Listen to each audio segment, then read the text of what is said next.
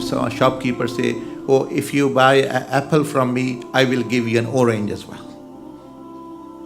And if you buy an orange, you're getting nothing. No apple, no orange. So everyone will be happy that I'll get this one, and the other thing is free with me. And if I go for the free one, I'm not getting anything. Like we went to a market, there was a person, he said, I'm selling these plates. One, if you get one, this one is free. The person with one, he said, I'll take the free one. He said, no, you can't have that. He said, you said it's free.